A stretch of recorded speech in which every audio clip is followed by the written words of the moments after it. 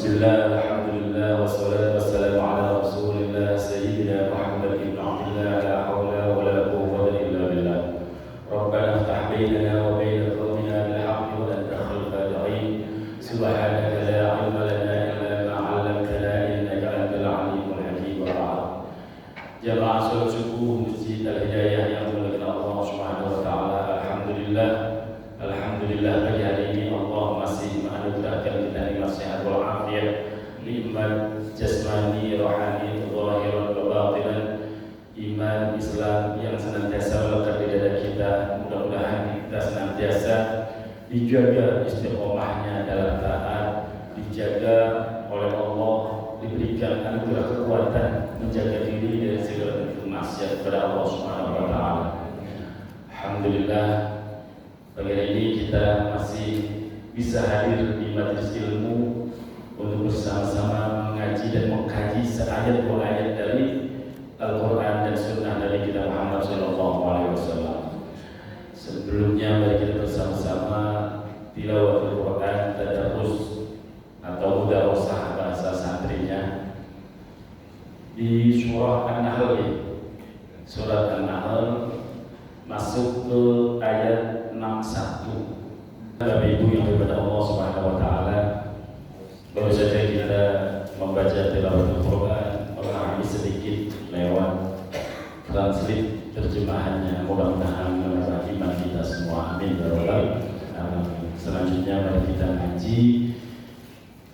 Pagi hari ini mungkin tidak ada yang dibagi-bagi dalam bentuk kertas, tapi mudah-mudahan dibagikan dalam bentuk PDF. Sudah dapat? Alhamdulillah. Udah gitu. Kalau belum yang minta, sama yang sudah dapat. Dari jemaah yang melakukan Allah Subhanahu wa taala, pagi hari ini saya ingin menyampaikan satu materi yang ringan-ringan saja. Tapi insya Allah, walaupun kelihatan ringan, nggak ada yang ringan sebenarnya. Kunci meraih kemuliaan. Siapapun kita hidup di dunia pasti mendambakan kemuliaan tanpa kecuali. Apapun levelnya, dimanapun dia berada, pengen diangkat derajatnya oleh Allah Subhanahu wa taala. Bukan hanya kelak di akhirat, tapi sejak di dunia. Nah, itu memang bawaan fitrahnya manusia, pengen dipuji, pengen dihormati, pengen dimuliakan. Jawabannya oleh Allah Subhanahu wa taala dalam hal spiritual, ubudiyah atau dalam hal ibadah. Imam Al-Ghazali dalam kitab Ihya Ulumuddin mengutip dawuhnya Imam Junaid Al-Baghdadi perihal keutamaan akhlak yang terpuji. Menurut Imam Al-Junaid, akhlak yang terpuji dapat melambungkan derajat spiritual seseorang di hadapan Allah Subhanahu wa taala. Akhlak yang terpuji dapat melambungkan derajat kemuliaan spiritual seseorang di hadapan Allah Subhanahu wa taala. Seseorang dalam ilmu dan ibadah yang pas-pasan, Pak. Seseorang yang dengan ilmu serta ibadah yang pas-pasan tetap dapat mencapai derajat yang tinggi berkah kemuliaan akhlak. Sedangkan kemuliaan akhlak merupakan puncak dari kesempurnaan iman. Oleh karena itu, kemudian beliau mengatakan, arba'un tarfa'ul 'abda ila a'la darajati wa in qalla 'amaluhu wa 'ilmuhu. Kelihatan enggak tulisannya? Ada ya udah nanti share di grup sengaja biar kreatif. Jadi pegang HP nantinya bukan buat main game dulu gitu, sekali buat ngaji HP-nya. Nah, HP sejalannya yang dipertemuin WA status orang sekali-kali buat ngaji apa sih? Di kajian Masjid Al-Hidayah, saya share tadi malam dan dapat mengangkat seseorang ke derajat yang tertinggi meski amal dan ilmunya pas-pasan. Wa in qalla itu bahasa ekstrimnya sedikit gitu ya, tapi jangan bahasanya jangan sedikit banget ya. Walaupun pas-pasan. Jawabannya oleh Allah Subhanahu wa taala. 4 hal dapat mengangkat derajat tertinggi seseorang meski amal dan ilmunya pas-pasan. Pengen tahu nggak ya? Kan kita banget. Jadi sebabnya kita banget. Ilmunya pas-pasan, amalnya pas-pasan, tapi pengen mulia, pengen diangkat derajat. Kan kita banget, Pak. Baik. Terus apa 4 hal itu? Al-hilmu, sabar. Hilm di sini dimaknai sabar, bukan lembut. Kalau lembut biasanya rafiq. Makanya kalau ada yang namanya punya anak dikasih nama rafiq, itu hatinya biasanya lembut, sesuai dengan namanya. Kalau Abdul Halim biasanya sabar. Kalau ada orang namanya Abdul Halim kok galak misalnya, berarti ganti nama. Abdul Hoto, apa yang suka marah. Kalau nama Abdul Halim harus lembut, harus sabar. Al-hilm, sifat sabar merupakan kunci yang pertama yang akan menghantarkan seseorang yang amalnya pas-pasan, ilmunya pas-pasan, menjadi diangkat derajatnya oleh Allah Subhanahu wa taala. Di dalam sebuah hadis terdapat dalam Sahih Bukhari, Rasulullah sallallahu alaihi wasallam bersabda, "Wa may yasta'fif yu'iffahu Allah, wa may yastahwi yuhdihillah, wa may yatashaddaq yusabbirhu Allah, wa ma u'tiya ahadun ata'an khairan aw wa awsa'a min ash-shabar." Dijelaskan oleh Nabi sallallahu alaihi wasallam, barang siapa yang berusaha menjaga diri, maka Allah akan menjaganya. Barang siapa yang berusaha merasa cukup, maka Allah akan mencukupinya. Dan barang siapa yang berusaha untuk sabar, maka Allah akan menjadikannya bisa bersabar. Dan tidak ada seorang pun yang dianugerahi sesuatu yang melebihi kesabaran. Sabar memang paling ringan diucapin Pak Bu, tapi paling berat untuk dijalankan. Makanya hadiahnya istimewa. Hadiahnya istimewa. Bolak-balik disebutkan di dalam Al-Quran juga.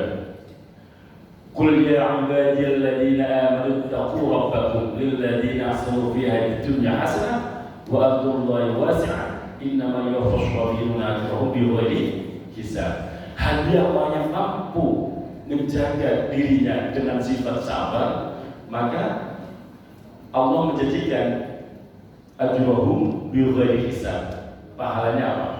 Balasannya apa? Dicukupkan pahala mereka tanpa batas. Subhanallah, luar biasa.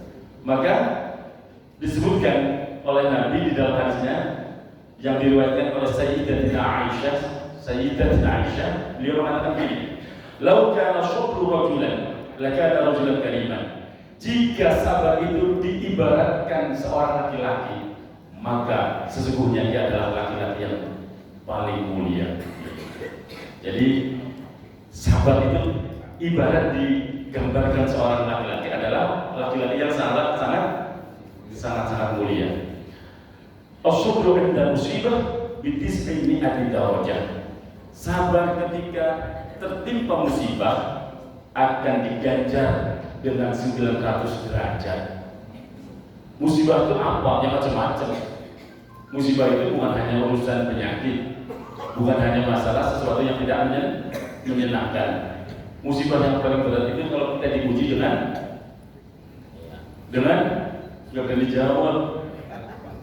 Musibah paling berat sebenarnya bukan sakit dan penyakit, bukan kekurangan, kebaikan, pujian dan kemuliaan, pangkat derajat atau jabatan itu paling berat. Dan nyatanya banyak yang tergelincir di sana. Rata-rata kalau diujinya dalam bentuk penyakit, sakit, kesusahan, kekurangan materi, malah jadi rajin tahajud. Oh iya, yang nggak pernah datang ke pengajian, rajin. Nggak pernah soal kerjain, rajin soal kerjain. Ngapain kita nasihat? Ngapain kita amalan? dikasih amalan belas gitu kalau dikerjakan. Jadi kan biasanya begitu loh. Ya kan, kalau orang lagi diuji dengan kesusahan, rata-rata selamat. Sholat 5 waktu on time, ya kan, paling depan malah. Makanya kadang maaf Bapak Ibu dan Allah Subhanahu Wa Taala, saya pernah disoalin oleh beberapa ustadz di sekitar saya tinggal yang di Cipondo. Ustadz ini resah. Ada orang rajin banget ke masjid. Sebelum ada saking rajinnya. Tadi juga bisik-bisik pas mau sholat, selesai sholat sebelum sholat qobliyah subuh. Alhamdulillah ya, kita walaupun sudah agak berat, rajinnya udah kuat, tapi lumayan lah, masih bisa rajin. Yang hebat adalah masih muda sudah rajin. Ini ada di sebuah masjid yang rajin, orang yang dulunya nggak sempat ngaji. Saking semangatnya dalam beragama, yang namanya semangat, orang semangat memang susah dibahas. Pegang mic, baca artilan, baca Al-Quran. Yang namanya nggak pernah ngaji dengan baik, pas baca Al-Quran dia rada-rada. Kebayangkan, sering ketemu nggak? Ada orang baca artilan di masjid, modal semangat beragama, pas baca panjang pendek macam, ya kan? Pas sholawatan juga, sholawatannya nggak pas, ya kan? Kasihan yang sudah menyusun lagunya jadi rusak semua lagunya. Nah, Ustadz ini soal ke saya, Ustadz tolong ditegur atau diingetin. Kata si Ustadz, kenapa? Saya nggak berani. Kenapa? Saya yang bisa malah nggak rajin ya. Saya yang katanya bisa ngaji nggak rajin. Maksudnya apa datanya kalau sudah ada ya? Rata-rata yang Ustadz kan datangnya kalau udah ada ya. Benar nggak sih? Mana ada Ustadz datangnya sebelum ada? Orang percaya. Emang iya kok. Nah, yang semangat itu loh. Pas dilatih kok dulunya nggak rajin ngaji, nggak bahkan nggak pernah ngaji yang maksimal itu. Ya subhanallah, kata saya, tinggal nanti dituntun saja, jangan dihalang-halangi, dibimbing. Nah, terus yang dibaca yang sudah lancar saja, jangan semuanya dibaca, akhirnya bikin resah yang denger. Ya, Bapak Ibu aja, saya yakin lah, walaupun mungkin nggak hafal Quran, ketika ada orang baca Al-Quran itu salah misalnya, kurang panjang, kok kayaknya kuping ini ada yang getarin loh, itu kurang panjang tuh. Loh itu panjang kalau dibaca pendek. Loh itu wajib kok malah ada macam belas itu. Itu bergerak loh telinga. Nah kebanyakan kalau yang baca itu pakai mic di musola lebih kenceng. Ya semangat. Alhamdulillah. Subhanallah. Sabar, kembali dengan sabar. Jangan mulai Allah Subhanahu Wa Taala. Kita kebanyakan lulus ketika diuji oleh Allah dengan ujian-ujian yang sifatnya kesusahan. Tapi kalau diujinya dengan ujian yang sifatnya kesenangan, rata-rata tergelincir. Nauzubillah. Mudah-mudahan kita selamat. Selanjutnya apa? Dijawabnya oleh Allah Subhanahu Wa Taala. 4 hal yang akan mengangkat derajat seorang hamba walaupun ilmu dan amal sedikit setelah sabar.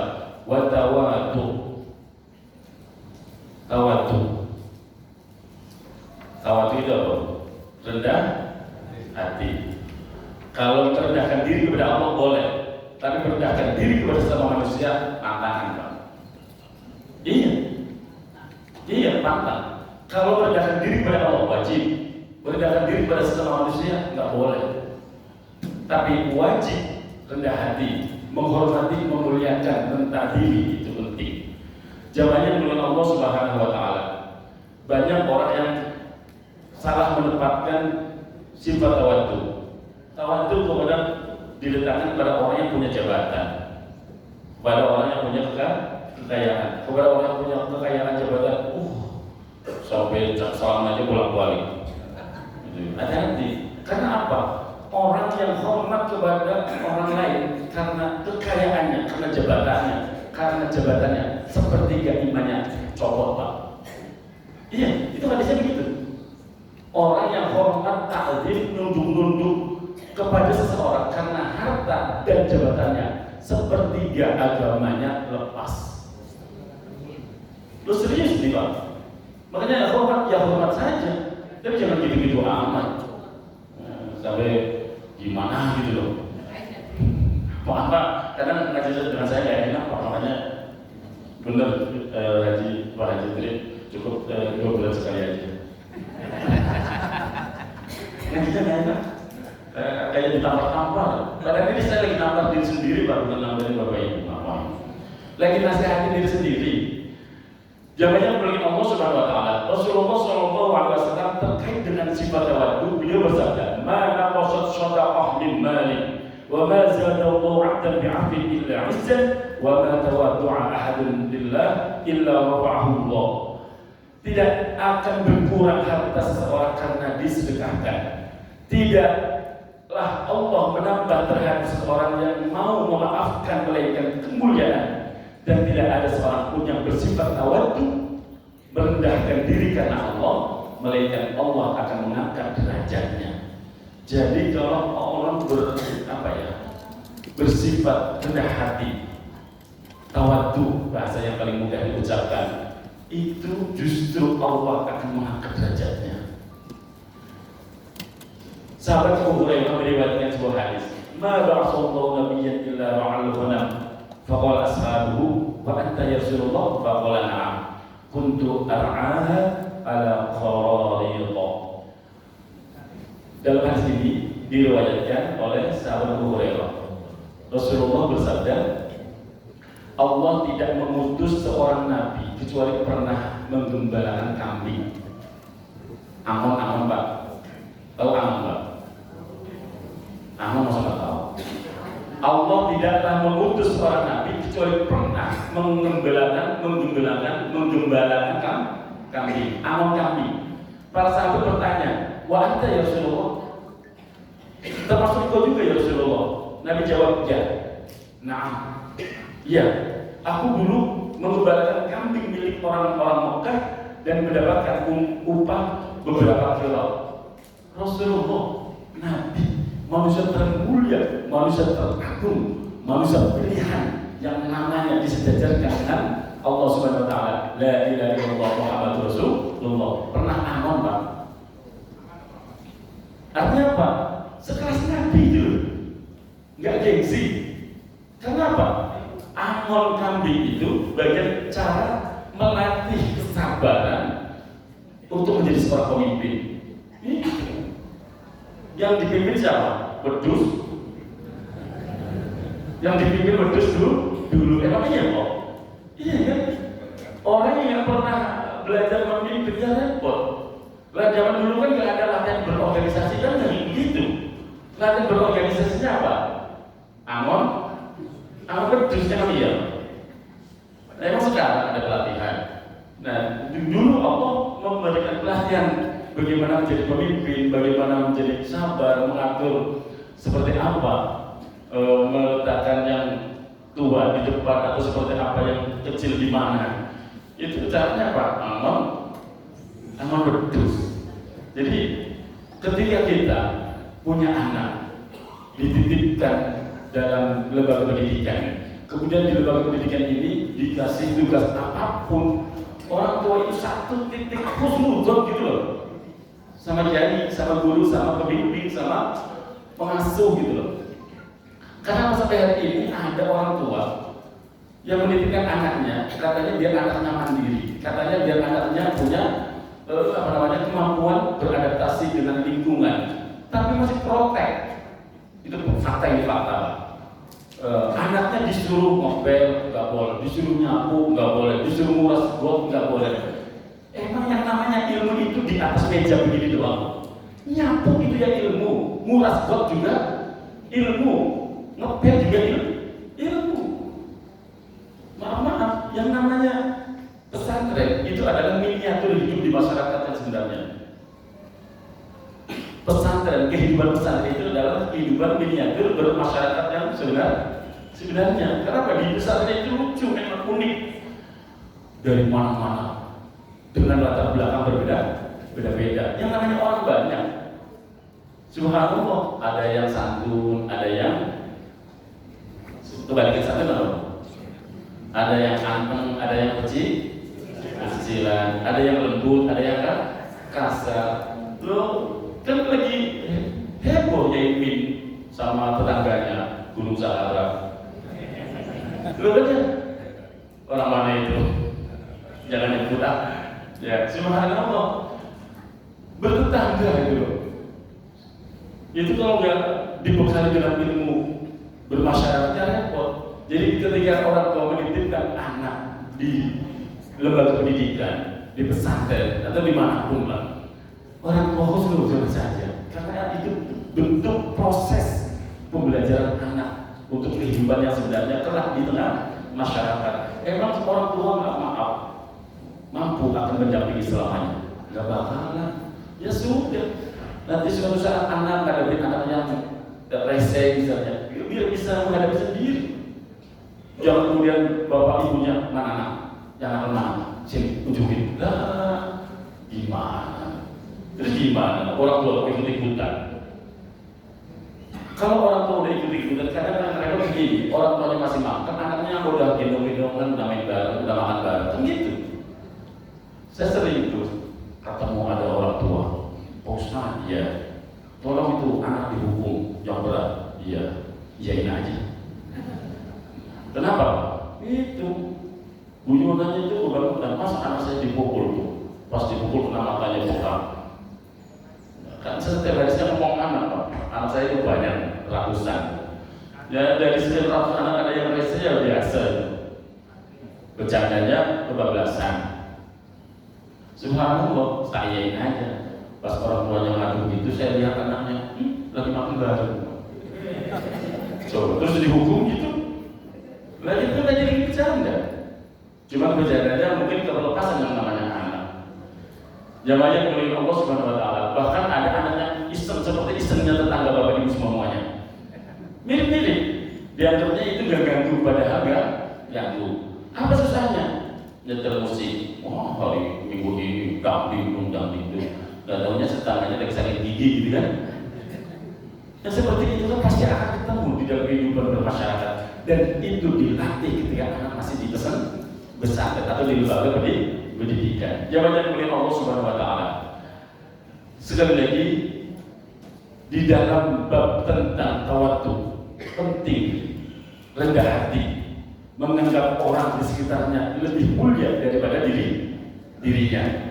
Jabatan kemuliaan Allah Subhanahu Wa Taala. Maka disebutkan di sini dari sahabat Anas, anna Rasulullah sallallahu alaihi wasallam marra ala gilman fasallama alaihi. Ini sebuah contoh real yang ditunjukkan oleh Rasulullah sallallahu alaihi wasallam untuk kita. Apa artinya? Anna Rasulullah sallallahu alaihi wasallam, sesungguhnya Rasulullah sallallahu alaihi wasallam marra ala gilmani, melewati jalan, melewati beberapa anak kecil. Fasallama alaihi, Nabi mengucapkan salam kepada mereka lebih dulu. Itu Nabi loh. Melewatin anak kecil, dua anak kecil lagi main, Nabi lewat salam, assalamualaikum. Lo Nabi itu. Lah kita kadang-kadang merasa yang muda yang datang masih yang tua. Kadang begitu loh, pakai engkek, tahu engkek? Ini bahasa Jepang Pak, engkek.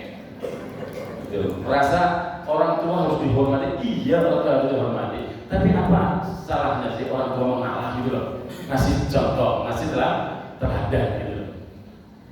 Jadi penting kadang momentum lebaran yang diwariskan budaya di orang Jawa itu, datang saling berkunjung silaturahmi, kemudian dikemas dalam satu event namanya halal bihalal, datang yang muda ke yang tua. Kita bersyukur loh Pak Bu, di Jakarta dan sekitarnya termasuk Tangerang ini cukup ketemu di jalan kenal itu pakai isinya gitu ya. Di sini kan gitu kan umumnya gitu, mohon maaf lahir batin, kepada Assalamualaikum, cukup aja di tengah jalan Nabi salam. Di Jawa begitu, gak laku.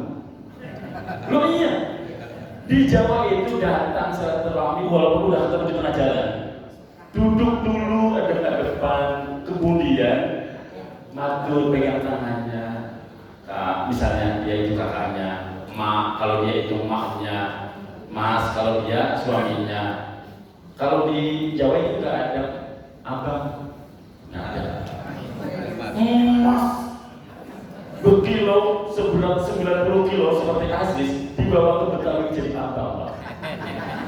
Serius. Iya.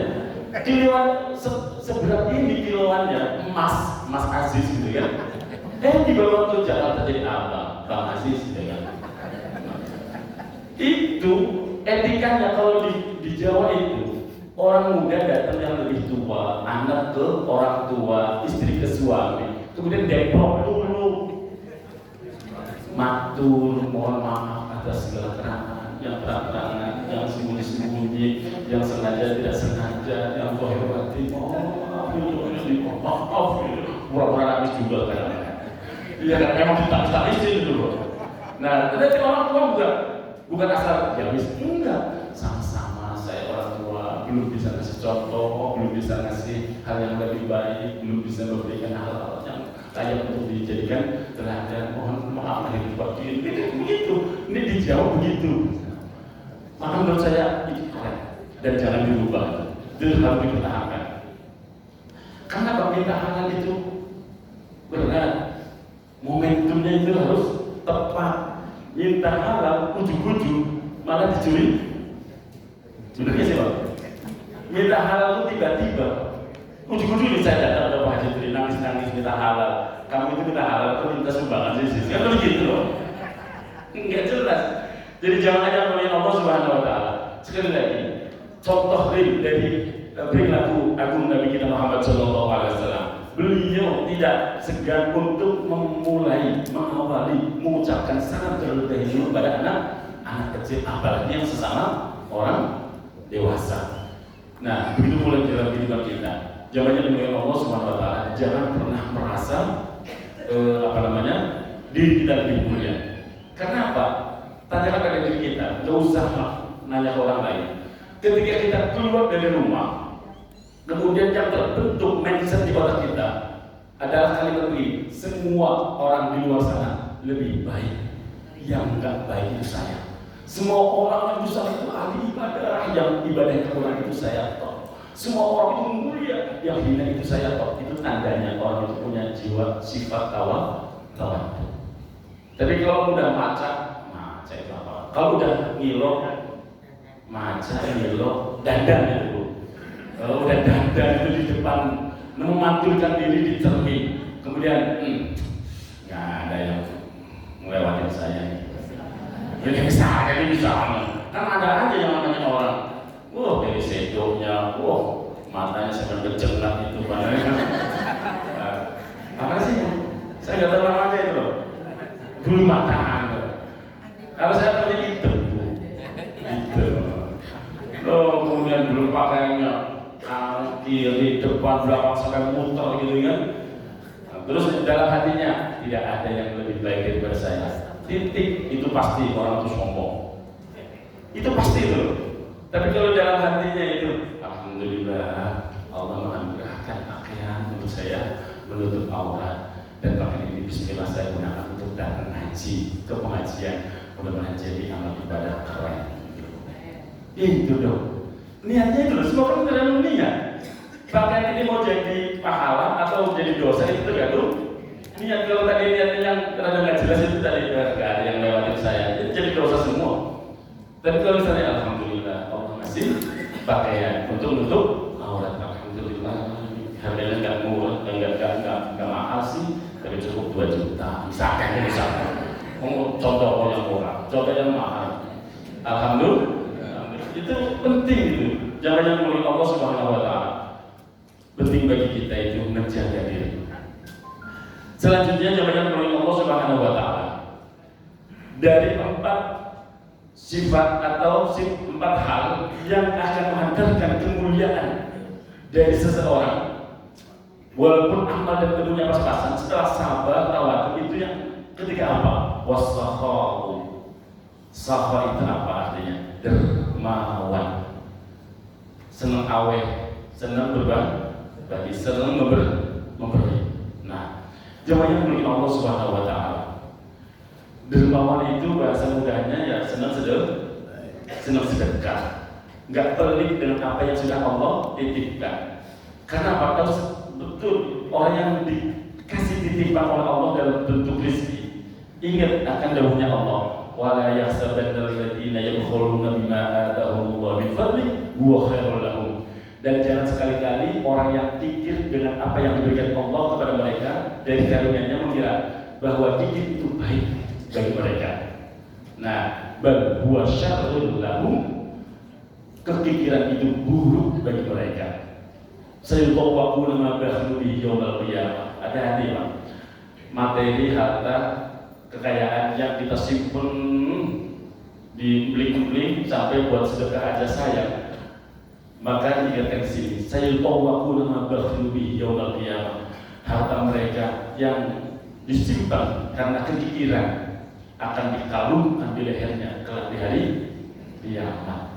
Walillahi rasus samawati wal ardh. Milik Allah lah warisan apa yang ada di langit dan bumi. Wallahu bima ta'maluna khabir. Orang yang dititipin rezeki sadar bahwa itu titipan Allah. Kita hanya diberikan hak guna pakai fasilitas untuk meraih kemuliaan akhirat. Kan ada kalau yang sering kita dengar, ad-dunya balahul ilal akhirah. Dunia itu bisa dijadikan media, alat untuk meraih kemuliaan akhirat. Maka pasti tidak akan pelit. Pasti tidak akan, maaf bahasa kasarnya korek kalau bahasa orang sebelah ya. Jamaah yang mulia Allah Subhanahu wa taala. Yang ingin saya sampaikan di sini agar kita semangat. Satu hadis dari Nabi Muhammad SAW. As-shadaqatu idza kharajat min yadi sahibiha taqau fi yadillahi qabla an tadkhula fi yadis sahil. Ini saya yakin jarang sekali Ustaz Jai menyampaikan hadis ini. Ini dalam kitab Al-Mawa'idul Musfuriyah. Di sini dijelaskan shadaqah apabila telah keluar dari tangan pemiliknya, pemberi sedekah namanya. Taqa'u fi yadillahi qabla an tadkhula fi yadis sahil. Maka sedekah ini akan jatuh di tangan Allah sebelum sedekah itu masuk diterima oleh di tangan si penerima. Sedekah apapun bentuknya ketika diberikan oleh yang memberi sedekah pemiliknya, bismillah, sebelum sedekah itu sampai ke tangannya si penerima, maka di sini taqa'u fi yadillah, sudah lebih dulu sampai ke tangan Allah Subhanahu wa taala. Dan rezeki yang disedekahkan itu kemudian berkata, "Fatatakallamu bi khamsi kalimatin." Sedekah itu akan berteriak atau mengucapkan 5 kalimat. Yang pertama, taqulu kuntu zakhiran fakabbartani. Kata rezeki yang kita keluarkan, dia berseru. Dahulu saya kecil, lalu kamu membuat saya menjadi besar. Kata harta yang dikeluarkan itu. Wa kuntu qalilan fakasartani.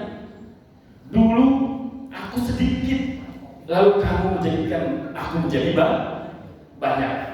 Wa kuntu aduwan fa ahbabtani. Dulu aku musuhmu, sekarang aku jadi kekasihmu. Wa kuntu qafaniyan fa abqaitani. Dulu aku tuh fana, rusak, hilang, lenyap, sekarang kau jadikan aku jadi kekal. Wa kuntu harisi fa ana sirtu harisaka. Dahulu kamu sebagai penjagaku, sekarang akulah yang akan menjagamu. Itu seruan harta yang dikeluarkan oleh orang yang mengeluarkan harta. Subhanallah. Cuma kita nggak dengar, Pak.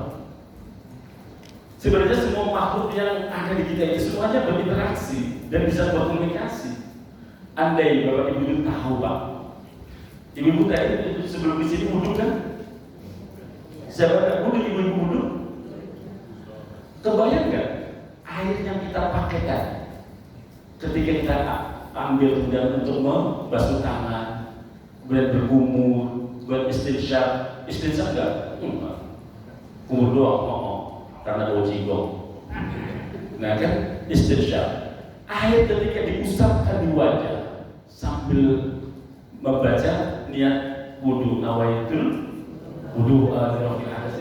Pernah nggak bayang ketika air itu meleleh dari atas jidat kita ini, rasakan dinginnya, rasakan sejuknya. Betapa air yang meleleh itu, yang mengalir di wajah kita itu, syukurnya lebih syukur daripada yang dibayangkan oleh kita. Kenapa? Betapa bangganya air itu, kenapa? Digunakan untuk ibadah. Syukurnya luar biasa. Karena pada saat yang sama, jutaan miliaran galon itu digunakan untuk maksiat. Itu subhanallah.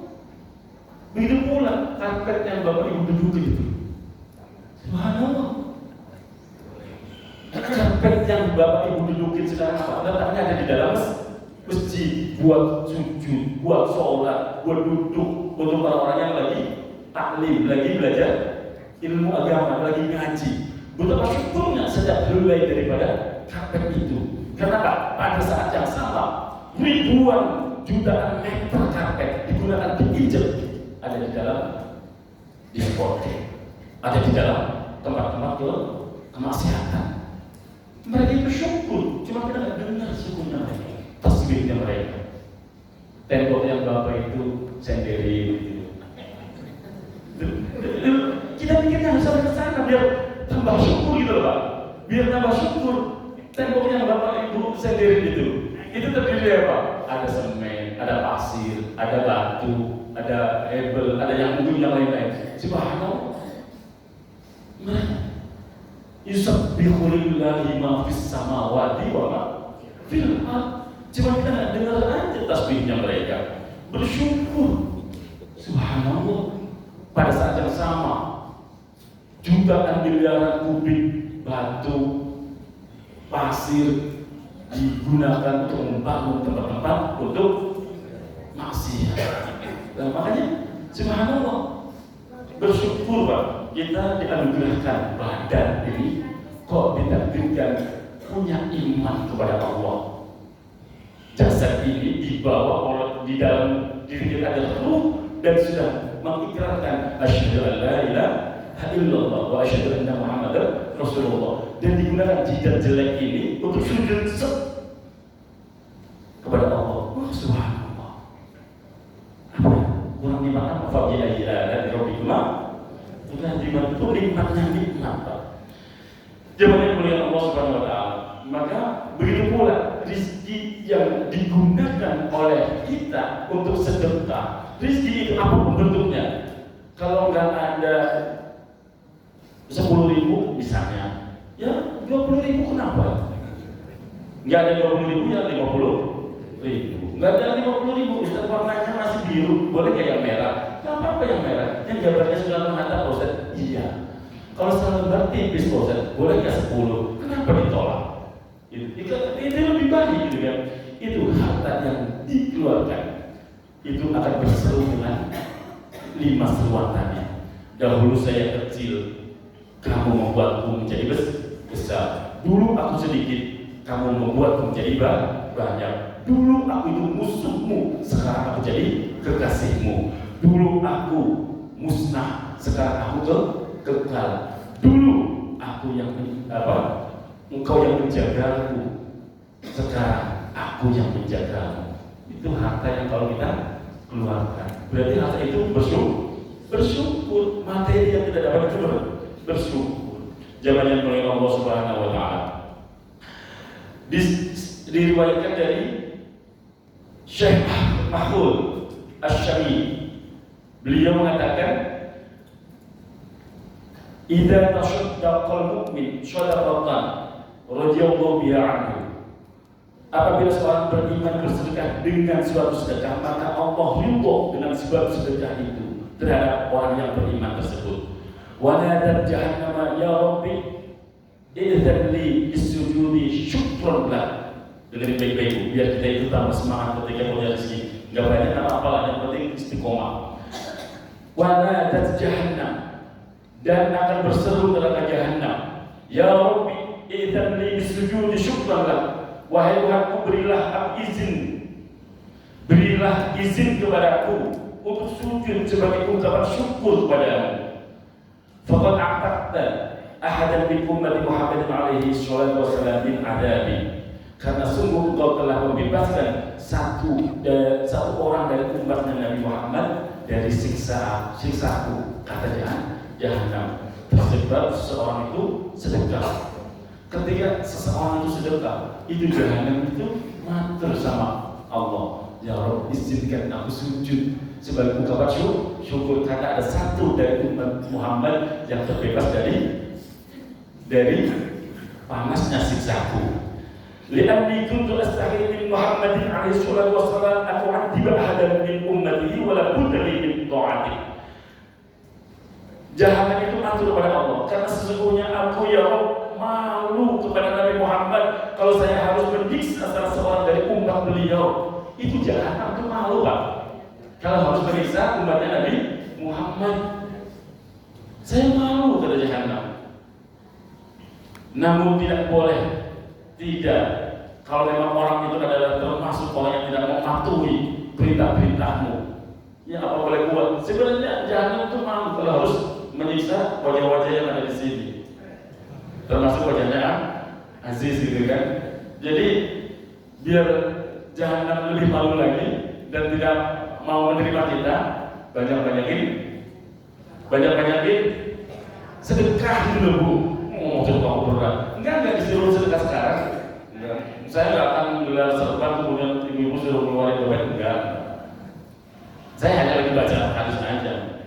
Biar tambah malu. Masa jahannam aja malu kita, enggak. Kan cuma tanda ya. Wa nazalat hadhihi al-ayat ala fadl syarah. Dan ayat ini turun tersebab keutamaan sedekah. Khudh min amwalihim shadaqatan tutahhiruhum wa tuzakkihim biha wa shalli 'alaihim inna salataka sakanun lahum wallahu samii'un 'aliim. Disebutkan di sini, ambillah zakat dari sebagian harta mereka. Dengan zakat itu kamu membersihkan dan mensucikan mereka dan berdoalah untuk mereka. Sesungguhnya doa kamu itu menjadi ketentraman jiwa bagi mereka dan Allah mendengar lagi Maha mengetahui. Sedekah sedekah itu bermakna ada sedekah wajib, biasanya kita sebut zakat. Itu wajib, kalau wajib itu dibahas, memang harus. Kalau nggak ditunaikan ya dosa. Dan saya sering bolak-balik, saya tidak akan pernah capek mengingatkan kembali. Orang itu kalau ngeluarin zakat, karena memang itu adalah yang wajib, jangan eman. Masih ingat kan saya cerita tentang ilustrasi dan filosofi tumpeng, Pak? Bu, masih ingat? Masih ingat nggak?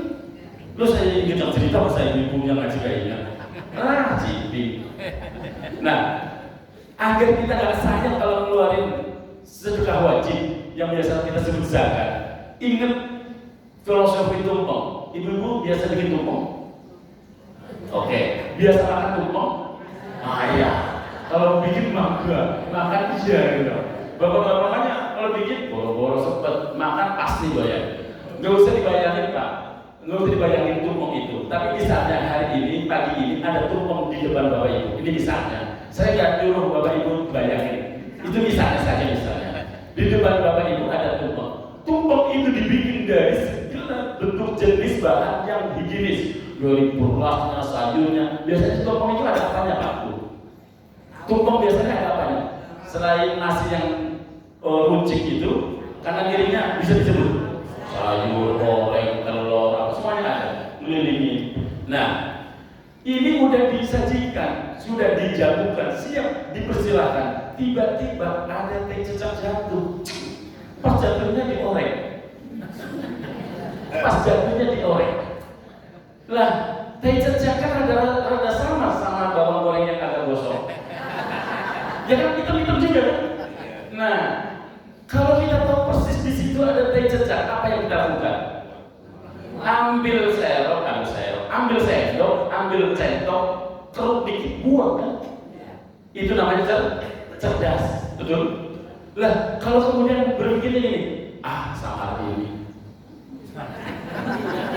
iya loh. Samar ini, samar warnanya, samar baunya, diaduk. Bilang apa? Pasti iya. Iya, saudara. Sekarang saya kasih contoh. Punya 100 juta, amin. Mau didoain kok, aminnya nggak cepat. Punya 100 juta. 2,5% dari 100 juta itu berapa? 2.500.000, ya kan? Nah, masih ada 97.500.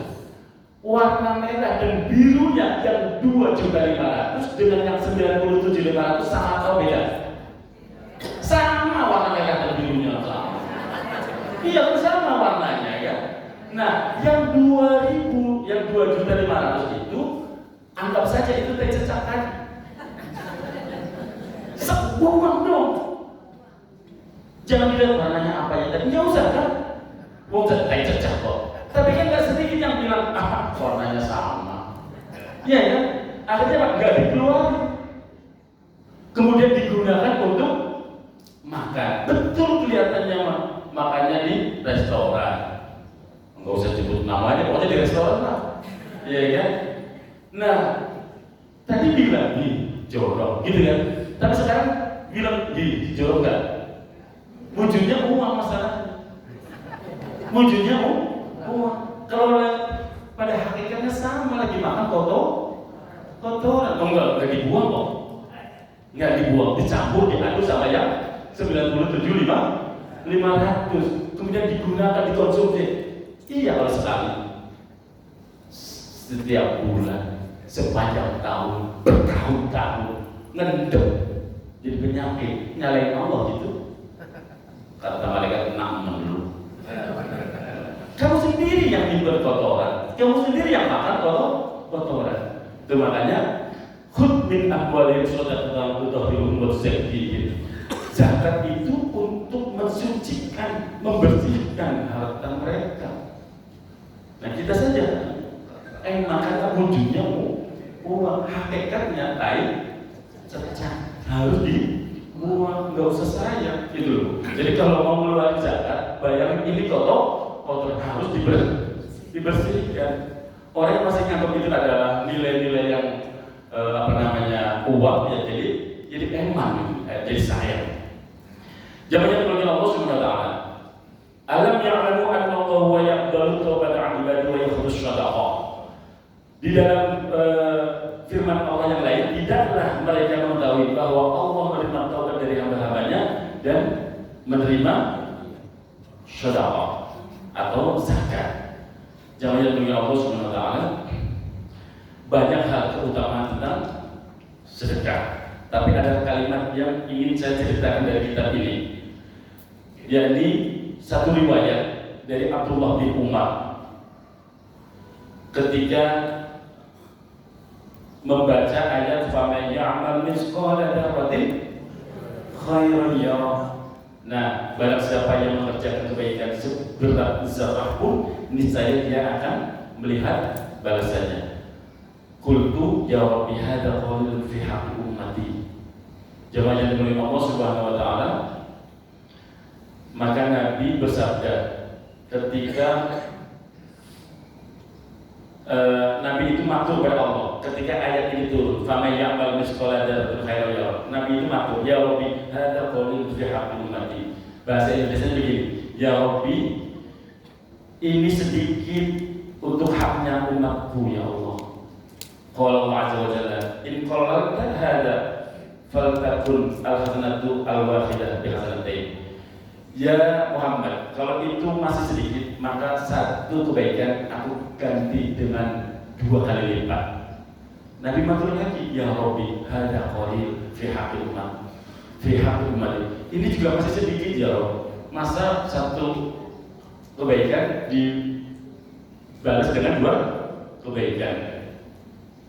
Maka kemudian Allah kemudian berfirman, "Falyakun bi hasanatin wahidah asyru amsaliyah." Baik ya Muhammad, satu kebaikan aku ganti, aku balas dengan 10 kali lipat. Nah, ayatnya man jabil hasanati falahu asyru amsalnya. Nabi matur lagi, ya Rabb, hada aidan qalilun fi haqqi ummati. Ini juga masih sedikit ya Rabb. Itu hebatnya dari kita. Ini masih sedikit ya Rabb. Maka faliyaqul bi hasanati wahidah musyafa'ah. Kalau begitu ya Muhammad, aku ganti, aku balas satu kebaikan menjadi 700 kali lipat. Masalul ladzina yunfiquna amwalahum fi sabilillah kama habatin ambatat sab'a sanabila fi kulli sunbulatin mi'ata habba. 700 kali lipat. Nabi sallallahu alaihi wasallam masih matur di sini ya Rabb. Tambahin lagi ya Rabb. Tuh, hebatnya Nabi itu belain kita. Tambahin lagi ya Rabb. Fanazalat hadhihi ayat, maka kemudian Allah turunkan ayat ini. Man dzal ladzi yuqridu qardan hasanan fa yudha'ifahu lahu ad'afan katsira. Ya Allah, barulah Allah turunkan lagi kalimat ayat yang mengatakan bahwa barang siapa yang mau memberi pinjaman kepada Allah, pinjaman yang baik, menafkahkan harta di jalan Allah, maka Allah akan melipat gandakan pembayarannya atau balasannya kepadanya dengan lipat ganda yang banyak. Nah, sudah puas belum? Nabi masih matur lagi, Rabbi zidni ya Rabb, zidni ummati ya Rabb, tambahin lagi untuk umatku ya Rabb. Itu dua Nabi kita. Nah, akhirnya apa? Allah pun menjawab permintaan Nabi kita. Fanuzilat hadhil ayat, innama yuwaffas sabiruna ajrahum bighairi hisab. Sesungguhnya hanya orang-orang yang bersabarlah yang dicukupkan pahalanya mereka tanpa batas, tanpa batas. Faqad ja'a fil akhbar man tashaqqaqa bil taqwati yajidu thawabaha yawmal qiyamah misla jabalin fi mizani.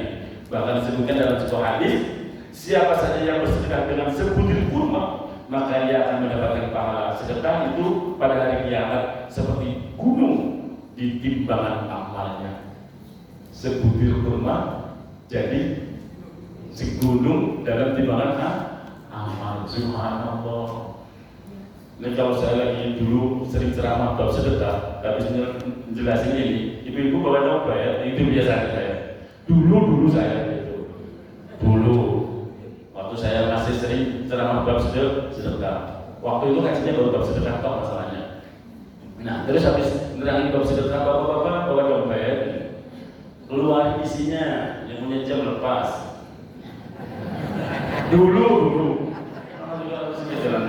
Dan kan kadang memang model-model kita itu awalnya dipaksa, Pak. Model kita itu awalnya dipaksa. Ya buktinya sholat aja awalnya dipaksa kok. Lama-lama merasakan nikmatnya. Itu pula sedekah. Model kita Pak, kalau di seikhlasnya aja gak ikhlas. Seikhlasnya akhirnya gak ikhlas. Aku juga memang dulu. Tapi sekarang mah dipaksa juga. Baik, jamaah yang mulia Allah Subhanahu wa taala. Kemudian yang keempat terakhir. Kemuliaan apa yang Allah akan hadirkan kepada seorang hamba betapapun amal dan ilmunya sedikit? Disebutkan tadi dari Imam Junaid, tarfa'ul 'abdu ila a'la darajah wa in qala 'amalu wa'idu. Allah bakal mengangkat derajatnya seorang hamba walaupun sedikit ilmu dan amalnya, yaitu yang pertama sabar, yang kedua tawadhu, yang ketiga dermawan, yang keempat akhlakul hasan, akhlak yang baik, husnul khuluq, akhlak yang mulia. Jamaah yang dimuliakan Allah Subhanahu wa taala. Disebutkan oleh Nabi dalam satu riwayat dari sahabat Anas bin Malik, innal 'abda, sesungguhnya seorang hamba keluhurannya akan mencapai, seseorang dengan keluhuran akhlaknya dapat mencapai keagungan derajat akhirat dan kedudukan mulia lainnya meski ia tidak terlalu kuat dalam ibadah. Innal 'abda la yablugha bi husnil khalqihi 'azim darajatil akhir wa syarafal manazil wa innahu la dha'ifu fil ibadah. Jadi dengan akhlak yang mulia, orang yang ibadahnya pas-pasan, tidak terlalu rajin, itu akan meraih derajat kemuliaan. Dari keterangan beberapa hadis di sini, sini yang menguatkan yang merupakan rujukan dari dawuhnya Imam Junaid adalah bukan berarti kita menyepelekan. Sekali lagi kita tidak menyimpulkan bahwa ibadah baik wajib maupun sunnah itu ritual formal itu tidak penting. Semua ibadah penting, wajib maupun sunnah. Keterangan ini bukan dimaksudkan dalam rangka menafikan urgensi ibadah formal, baik yang wajib maupun yang sunnah. Semua keterangan ini menegaskan kepada kita bahwa orang yang ibadahnya pas-pasan, sekedar menunaikan ibadah wajib, dapat mencapai derajat tinggi seperti orang yang mengamalkan puasa sunnah, puasa sholat malam, kemudian yang lain-lainnya, karena keluhuran akhlaknya. Jadi penting bagi kita untuk kemudian benar-benar lebih menjaga perilaku akhlak. Coba sekarang yang lagi gaduh di medsos, rata-rata apa? Bukan mereka nggak punya pendidikan tinggi, bukan mereka tidak punya pengetahuan yang luas. Satu yang mereka nggak ada, akhlak yang bikin gaduh. Yang bicara korupsi ya Pak, itu mau udah paham semua. Makanya saya itu kalau di masjid itu nggak mau bicara korupsi karena Bapak Ibu lebih paham.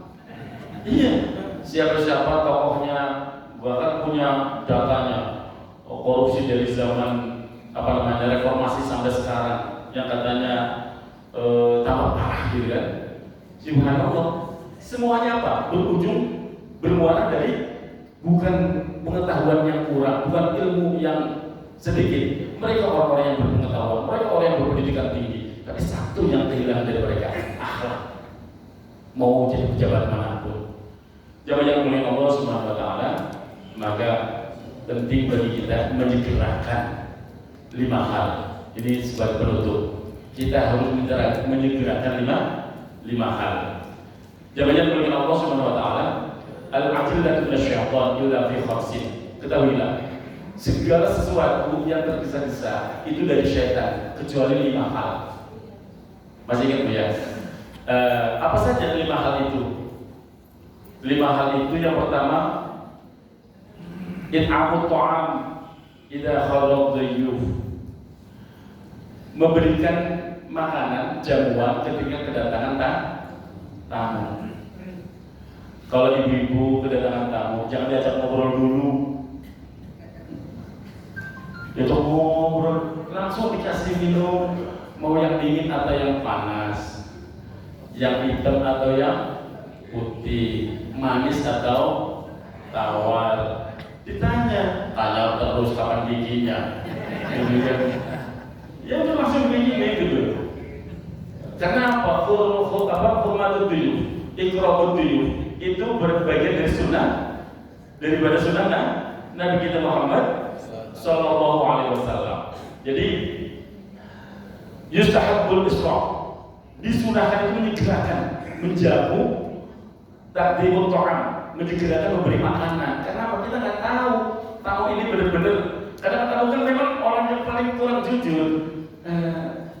Nggak usah repot, padahal ini aus banget dengan aus. Kan begitu. Nabi itu paham betul sama umatnya. Makanya Nabi bilang ini bagian dari sunnah. 5 hal ini min sunnatin nubuwah, dari sunnahnya para nabi. It'amut ta'am idza kharaj dhayyuf, menyegerakan jamuan kepada tamu ketika datang ke rumah. Kemudian yang harus disegerakannya lagi apa? Tazhizul mayyit idza mata, menyegerakan mengurusin jenazah ketika ada orang yang meninggal. Jangan ditunda-tunda. Oh, anaknya masih di Kalimantan, kita ditungguin. Kalau misalnya iya naik pesawatnya nggak delay. Nah, kalau pesawatnya delay, terus masyarakat sekitarnya suruh nungguin. Ketahui ibu-ibu jamaah yang milik Allah SWT. At-ta'jilu fit tajhizi wa dafnil mayyit, menyegerakan mengurus mayit, memandikan, mengkafani, menyolati dan menguburkan itu masyru'un wa mustahabun, itu disyariatkan dan disunahkan. Kenapa? Menyegerakan ngurusin jenazah itu min ikrami lil mayyit, bagian dari memuliakan mayyit wa tahfifi anhu, dan meringankan bebannya mayit. Jangan salah, menyegerakan diurusinnya mayit itu, jenazah itu menyegerakan itu meringankan bebannya si mayit dan memuliakan mayit. Kadang banyak orang yang salah kaprah gitu ya. Ini mestinya saya bawa buku saya yang menuju kemuliaan. Saya kebetulan merangkum satu buku judulnya menuju kemuliaan, khusus fikih jinayat, fikih yang membahas tentang kematian, ngurusin orang yang menjelang meninggal itu bagaimana, mendampingi orang yang lagi sakaratul maut itu seperti apa. Itu saya punya bukunya. Kebetulan saya susun sendiri dulu 2012. Lupa, sekali waktu nanti saya pajang di sini nanti ada bacaan. Baik, jangan punya Allah Subhanahu wa Ta'ala itu penting, menyegerakan. Kemudian yang ketiga, apa yang lagi yang harus disegerakan? Yang merupakan sunnah Nabi. Tasbidul bakar tidak adroh, menyegerakan menikahkan anak perempuan kalau sudah balik. Jadi orang tua itu berhak mencarikan pasangan untuk anak perempuannya. Yang dibiarkan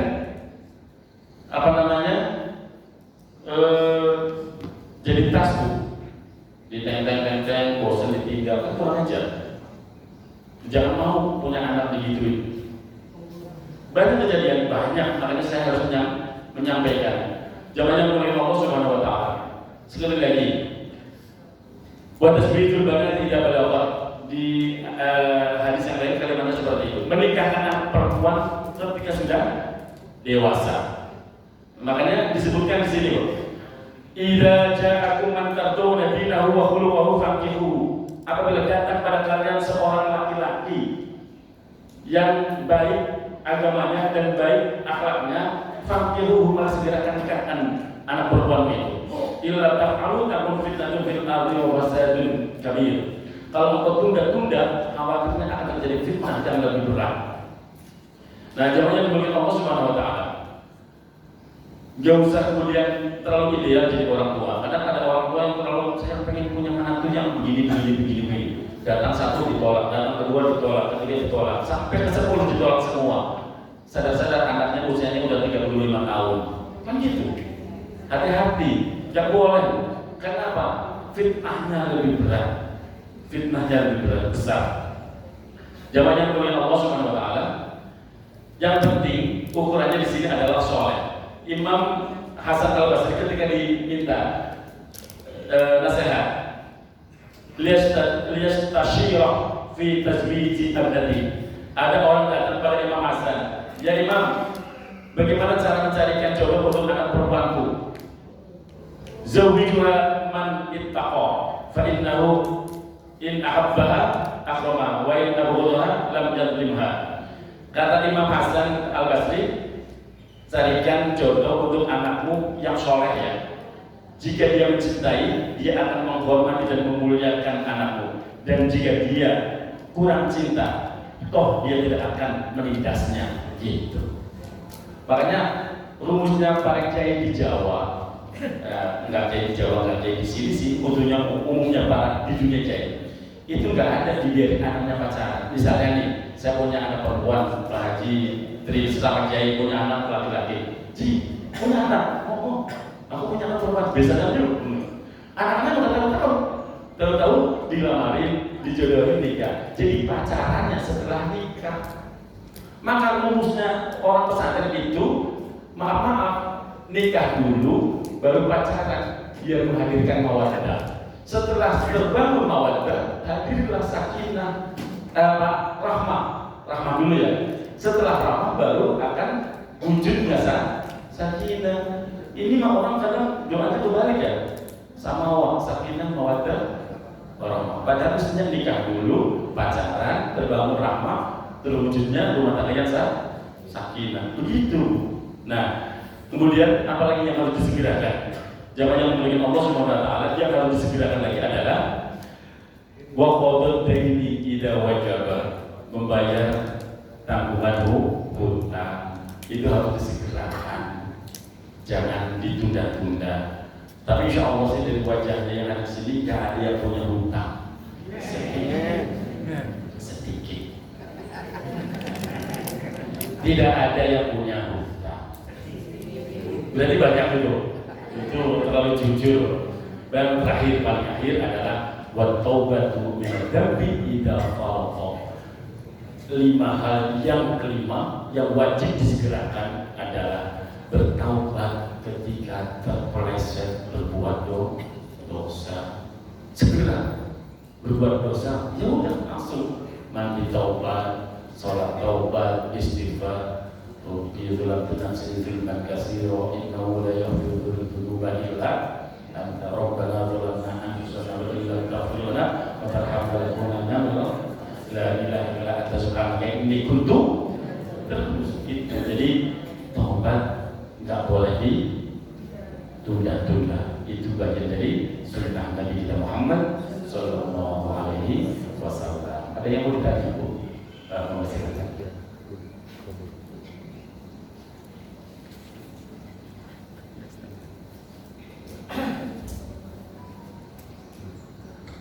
Assalamualaikum warahmatullahi wabarakatuh. Waalaikumsalam warahmatullahi